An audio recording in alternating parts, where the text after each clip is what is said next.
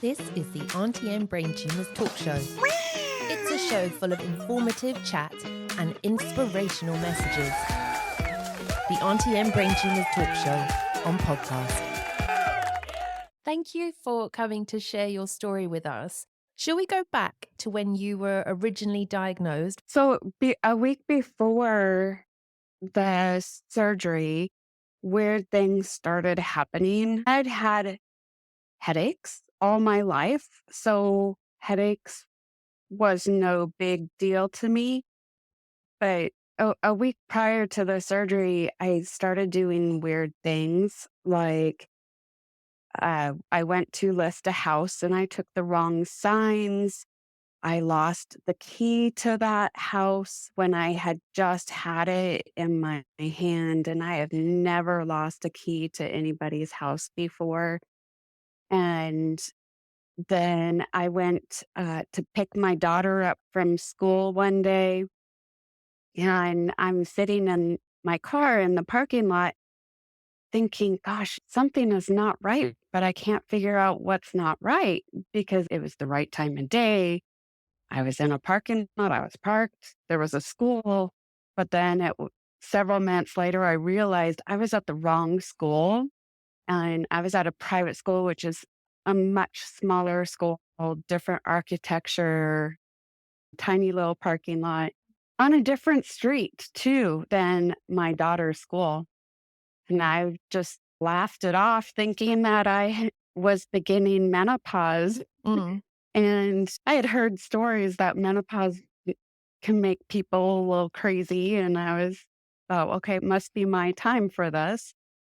And later that same day, I went to my daughter's concert and a mom was talking with me.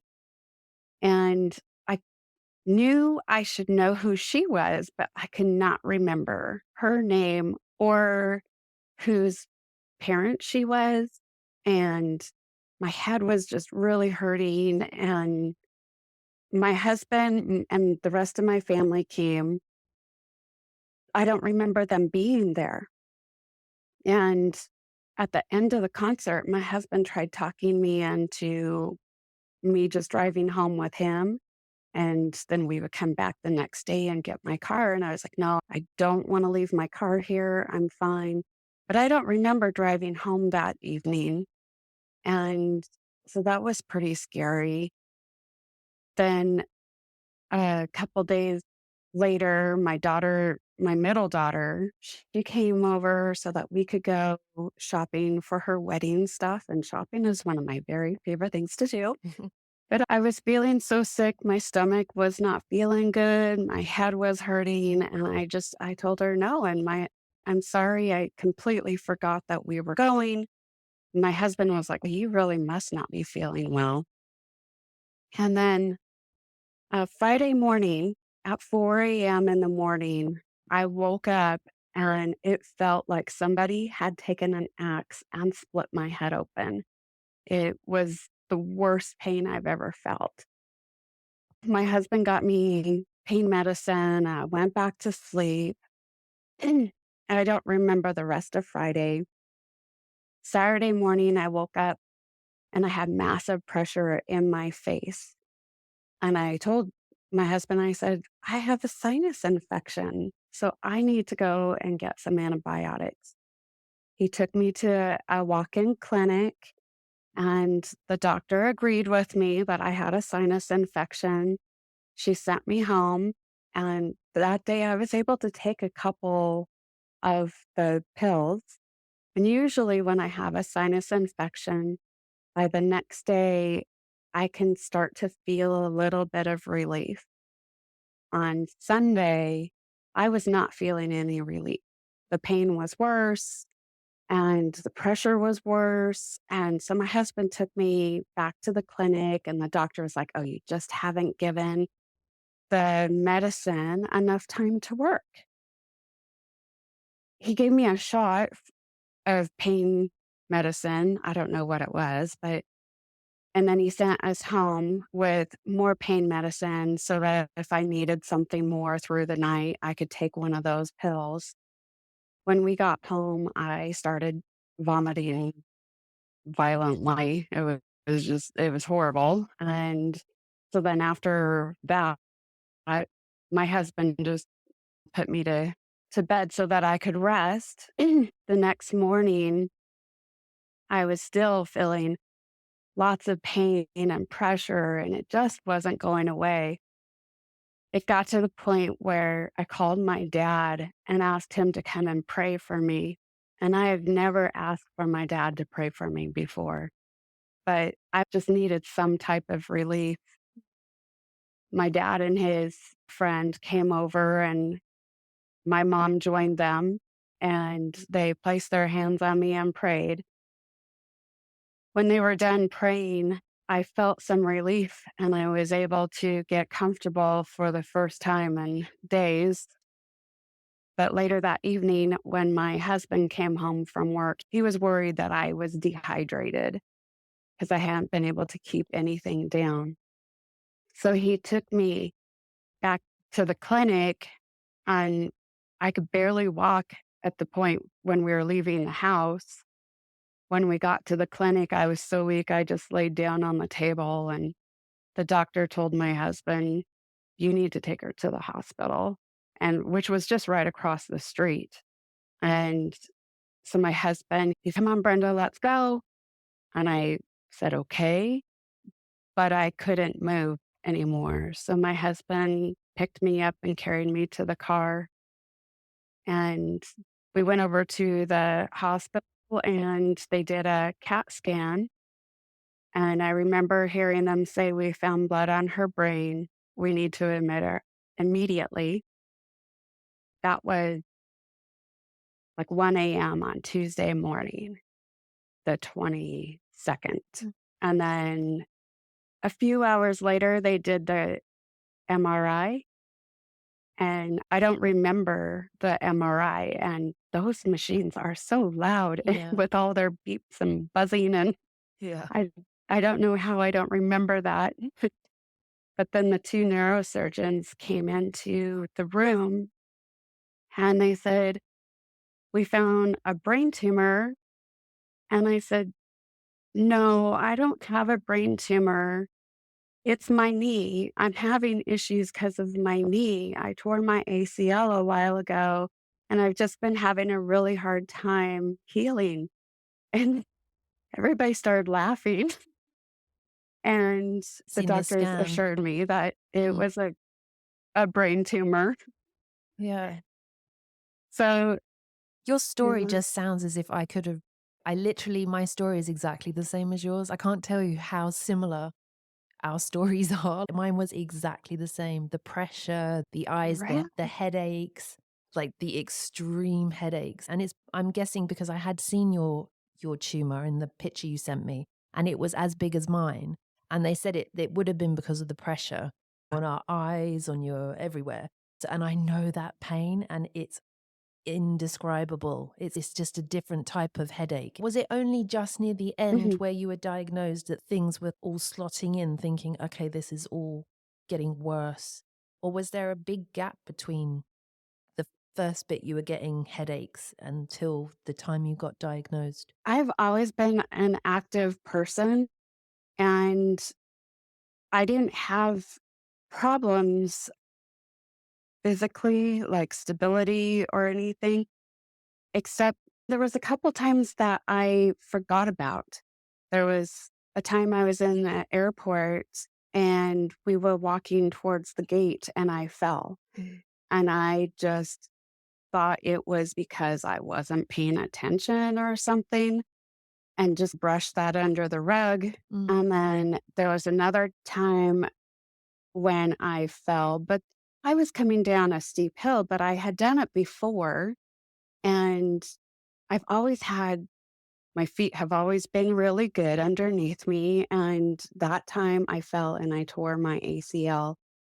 So We then all there were a do couple of times, we all do this justifying, like we're constantly like, well, right? this must be this and oh, that must be that. Like I did the same as you. I went the wrong way in the car. I was driving down the beach basically with a friend and I went the completely wrong way. And I'd been doing that trip for years.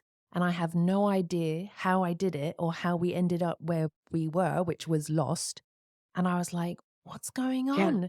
And it was just little things like that I didn't put together, but it makes sense now.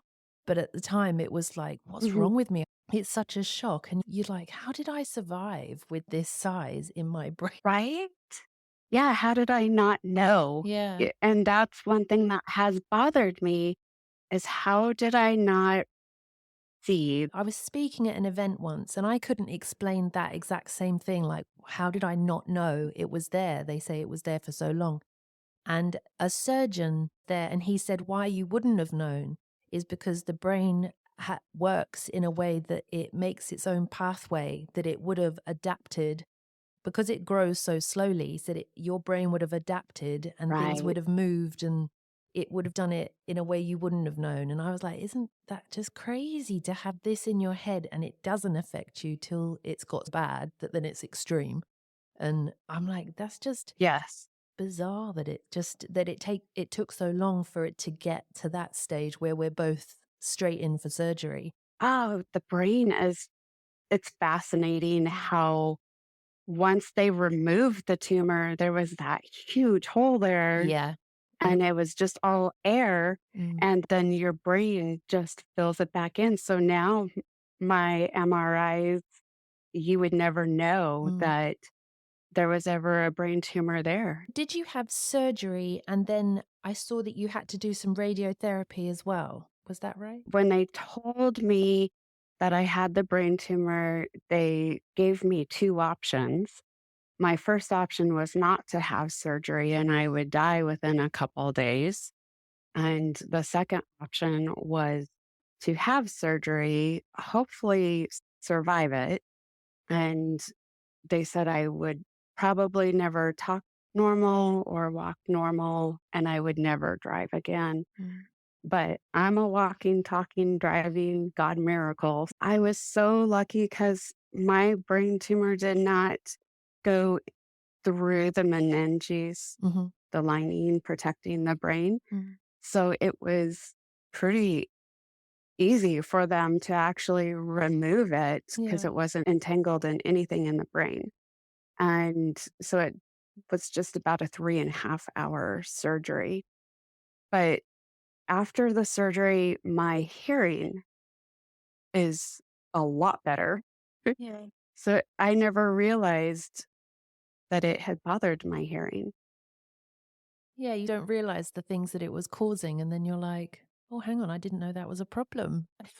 I think there's a few Yes. things I've always done music and I used to sing, but I also used to play the piano. And there was a time when I was forgetting, I never used to read music. I used to just hear it and then I could play it. And I just stopped being able to play the piano. And then after I'd had my surgery, and I don't know, a couple of weeks after, I was able to play every single thing I could ever play before. It was so bizarre. Wow. And I was like, how does that work? And I'm still like, that can't be right. And I was like, this is so weird. Like it was put in a little box Oh, and then that's it came cool. back out again.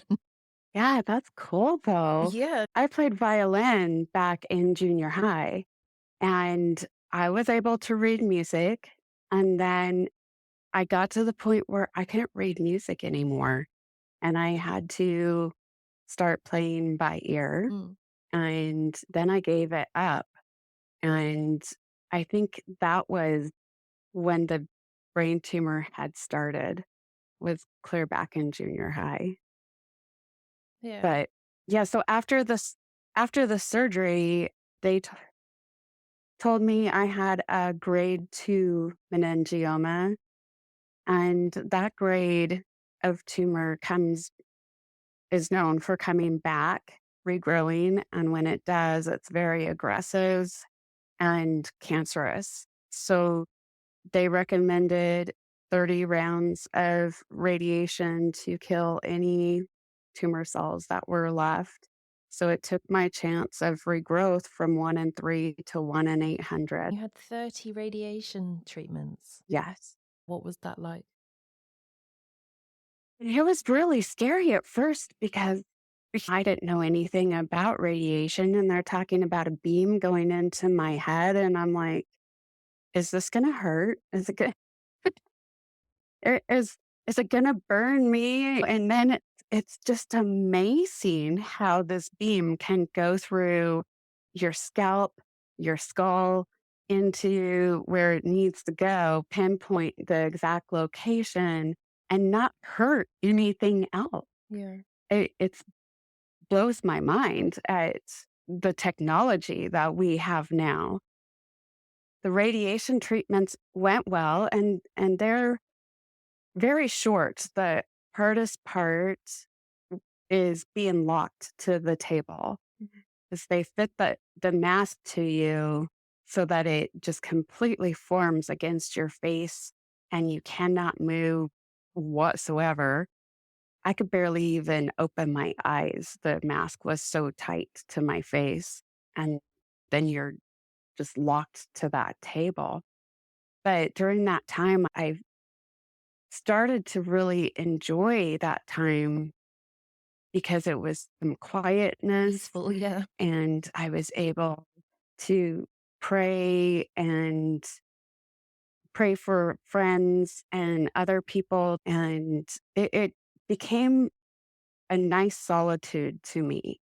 And I started thinking of it as being like a spa for my brain, and it was making my brain pretty.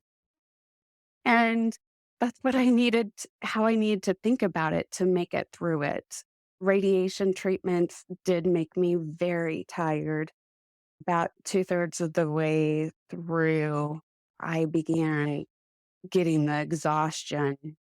And it was more exhaustion than I've ever felt in my life. It wasn't like I had gone running for 5 miles. It was every single cell in my body, every part of me was just exhausted. It was like And marshmallow, it just that was flop. Like your brain can't actually yes. you And can't function. You're thinking you're looking at a lamp, but you don't know what you're looking at because 'cause you're that tired. You're like, yeah. "What am I staring at?" Mhm.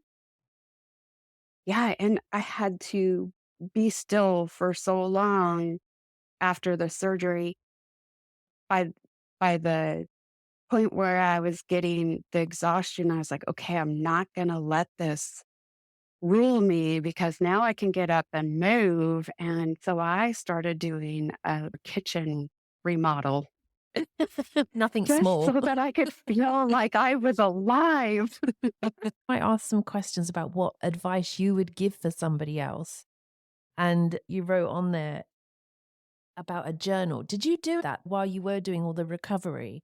Did you have a journal and wrote down what was going on? I did.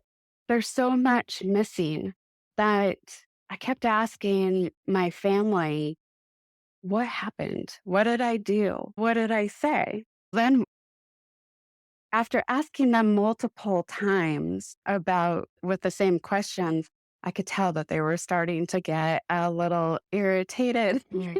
It's, come on, mom, remember this. So I started writing it down so that to help me remember and to figure out what happened.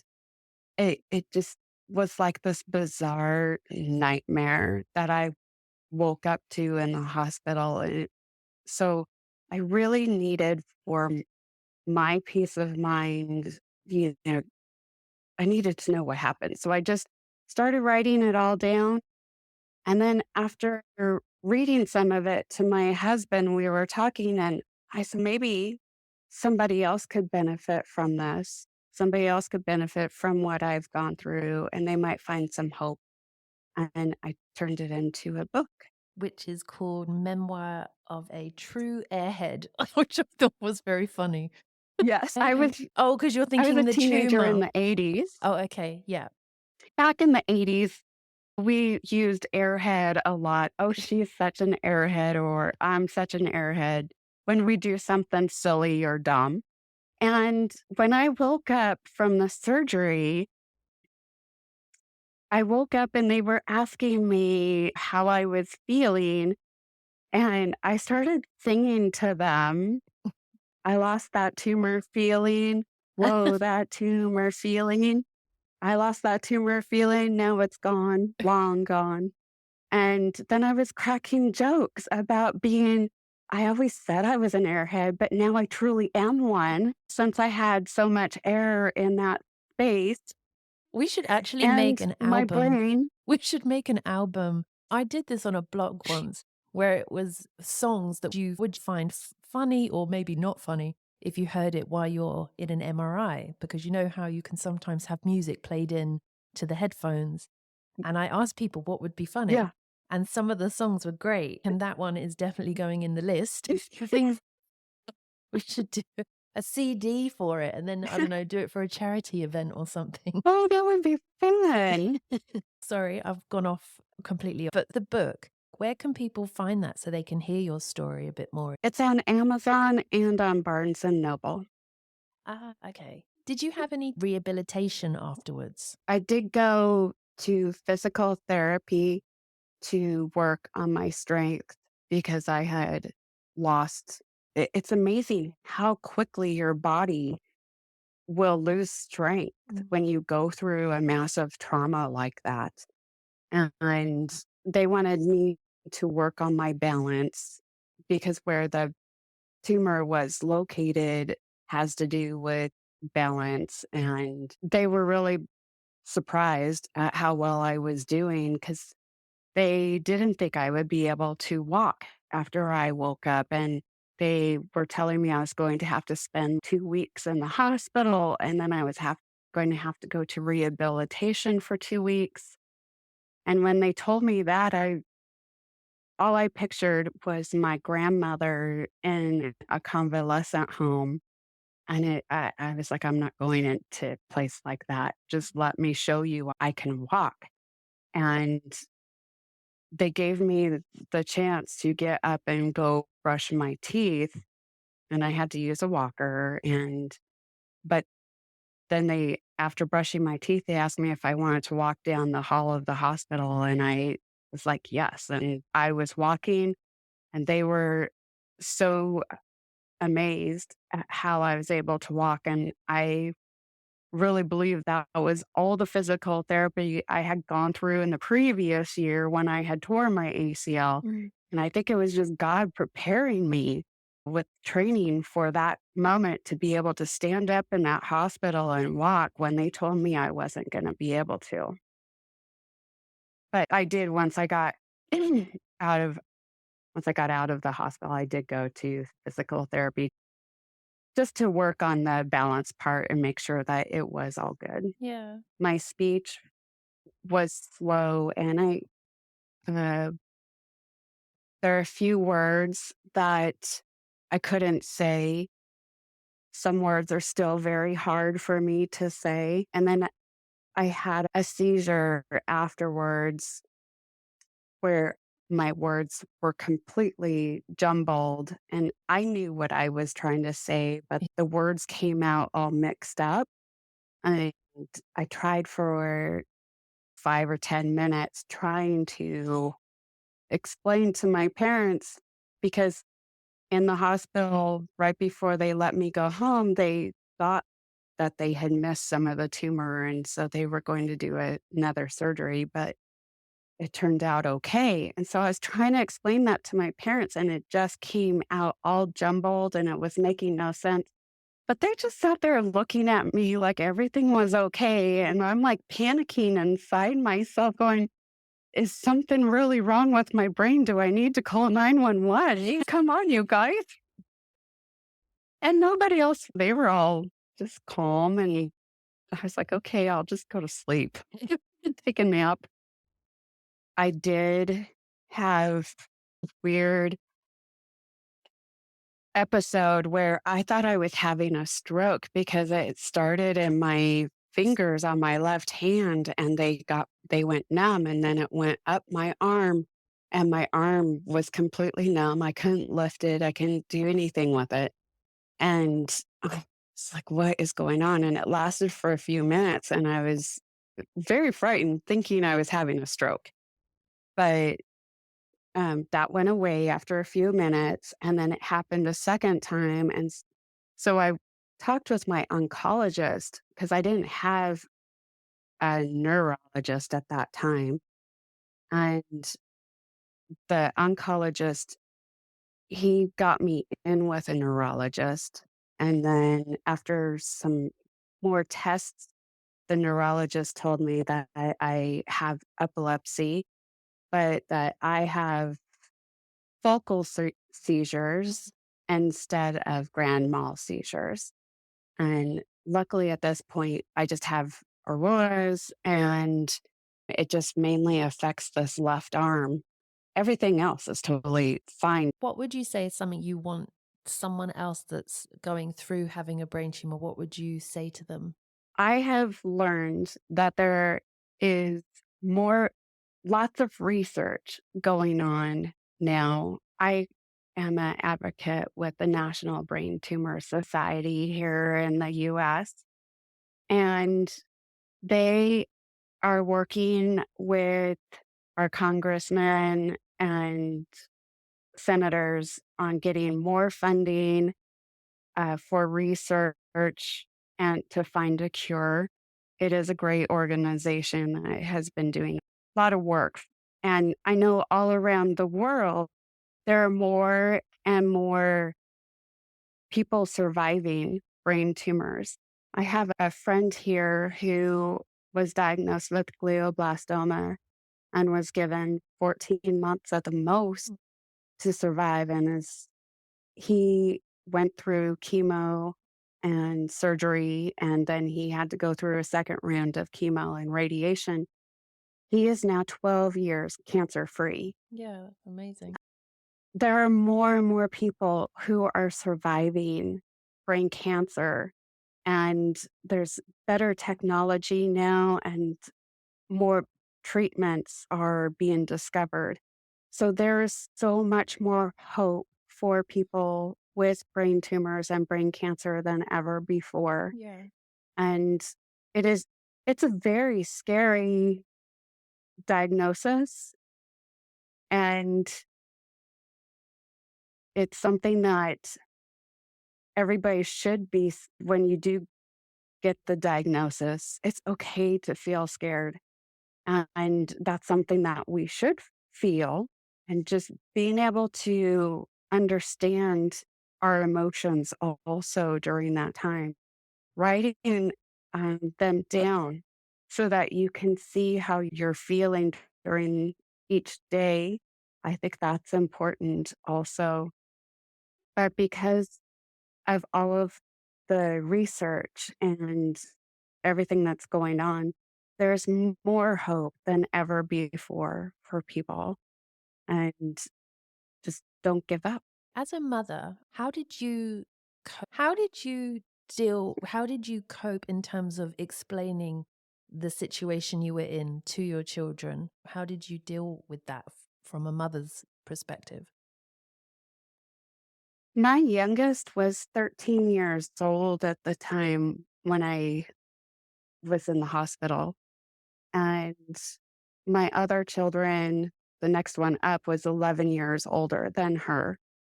My first three, they were in their 20s.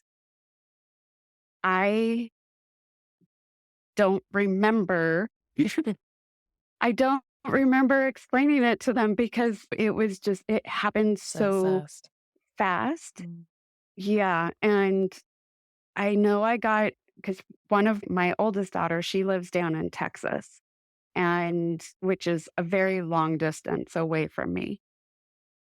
I remember sending her some videos, and I actually still have the videos and watch them just every once in a while. But I was explaining to her that I had a brain tumor, but not to worry because I had a good one. Yeah, I've got one of the good ones. And if you can call a brain tumor Yeah. good, I Yeah. guess. Yeah. And I told her that everything was going to be okay and not to worry. And I tried my best to just be calm with her because she was so far away and she wouldn't be able to see or talk to the doctors. And my other children that were here, they were in the hospital room when the doctors told us that it was a brain tumor, and they I asked them their opinions on what I should do, if I should do the surgery or not do the surgery, and so they were right there with me through it all. Mm. Did you feel like that when obviously once you've come out of the hospital, did you find any of your personality was a bit different? Did it like cause any shifts in terms of who did what at home with the whole family? Did it change all the dynamics of the your normal household? I feel like everything has changed since the surgery. There are parts of me that are still me, but then there are parts that are better, and then there's parts that are not better. I had PTSD and anxiety from it. The PTSD is good. I've gone through that. I still deal with anxiety, and I have my husband and we have 7 grandchildren, Wow. and it yeah. Oh, that's lovely. Yeah, quite a few. Oh, and you got Christmas Yeah. coming. 6 of them live in another state, and so they won't be here at Christmas, but it's it can be very loud and chaotic when the grandchildren are all together, and the brain tumor has taken the relationship away from my grandchildren with me, Is it because it's quite because overwhelming? yes, Yeah, and the noise and yeah, the yeah.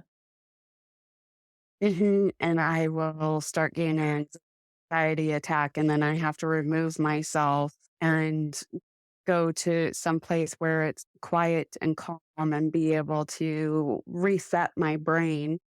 And then after I have been able to do that, then I can come back and join them. And it that part is not the fun part of this whole experience. Not that having a brain tumor is fun, but it's the biggest part I that feel hurts my heart. yeah. But do you feel there's other things that are really positive, that things you may have not have acknowledged before what your diagnosis? I don't know if there's something that's made you we end up appreciating life a little bit more and we appreciate the small things. But have you done anything since then that you wouldn't have probably done it before? I probably would not have been involved in the National Brain Tumor Society prior. So, with being an advocate for the National Brain Tumor Society, that is something that I would never done before. Um, Talking with senators and congressmen, it's a little scary, but they are all humans also, and they have been lovely to talk with and uh, very understanding and appreciative of me sharing with them how things need to be changed for brain tumor patients and survivors, because a lot of the doctors solely treat the tumor and remove the tumor. They don't think about the emotional part of how it affects people. And the sad part is that a lot of marriages, there's a high percentage of marriages that go through a trauma like this will end in divorce because the patient or the survivor feels like nobody understands how they're feeling with, and then the spouse who was taking care of them no longer feels like a spouse, is feeling more like a There. nurse or Mm. caregiver, and their emotional feelings are not being filled and supported. And too many marriages are ending in divorce. And we really need doctors to bring in therapists to the patients in the hospital and start therapy there Mm. so that people can work on this together and come through it stronger than ever. Yeah, I suppose it's My husband and I, we had been married for less than 2 years when this happened. Oh gosh. And yeah, so we should have been in a newlywed Yeah. phase still. And our marriage started off with me being sick. I had 10 days prior to the wedding was when I tore my ACL. So I was on crutches for for our wedding, and that was quite interesting. But then our wedding vows, we didn't say in sickness and in health. That's probably wise. And I don't know. Yeah. I think so. I think that was wise to not say it. Yes, we are still together and still happy, and all marriages have their ups and downs, and it's how you work on it together to get through it all. Mm. Is there anything you would want to say right now to your husband or to your family? Oh, that I love them and appreciate everything that they did for me. They had to do things that I never fathomed that they would have to. As a parent, we bathe our children and dress our children. That is completely normal. But for a child to have to do that to for their parent is completely not normal. And my oldest daughter, she stepped up and she bathed me and dressed me and fed me when my husband wasn't here. And I had always been such a independent person. So that was one of the hardest things, was to allow everybody to help me in those ways. And I was so fortunate that it didn't last very long of them having to do that. But I love them and appreciate them for everything that they did. They truly saved my life. My husband, he wouldn't give up when the doctors kept telling us, "Oh, you're fine. You just got a sinus infection." He wouldn't give up. He knew something more was wrong, and he just kept taking me back, and I owe my life to him. That's really lovely. I want people to know that if you feel like something is wrong with you and you go to a doctor and the doctor says, "Oh, you're okay," and they just brush it aside, but continue to not feel good, go to a different doctor, get a second opinion, get a third opinion.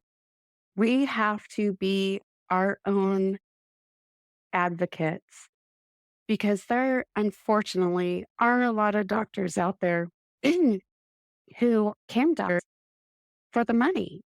And at least in my area, it seems like there are too many doctors who are that way, or that they just don't have the knowledge. And I live in a pretty small town, and that could be why. If you are still feeling sick or you're still thinking that there's something more wrong, just keep pushing forward. Don't give up on, "I'm okay. Maybe I'm a little crazy or something."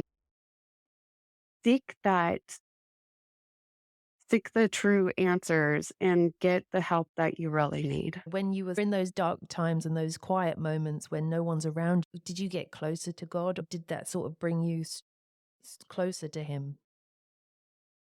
I think it brought me closer to God. I was raised in the Nazarene church, and which is a Christian denomination.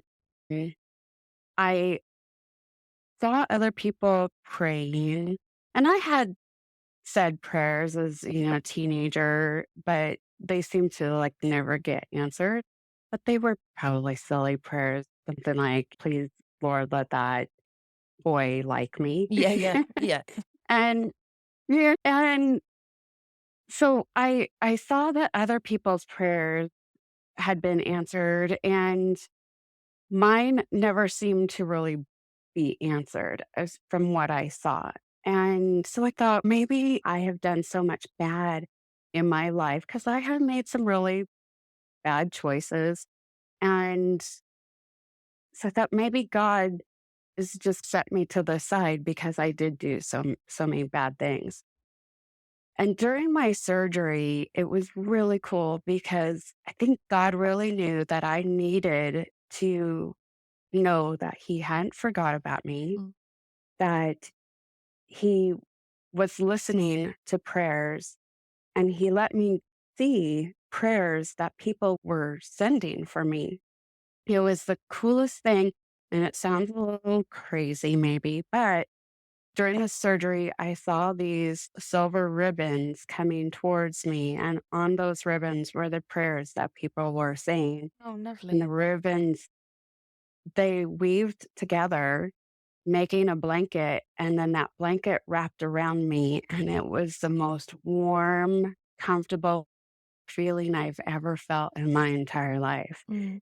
It was just amazing. Thank you very much for taking the time and Thank sharing your you. story.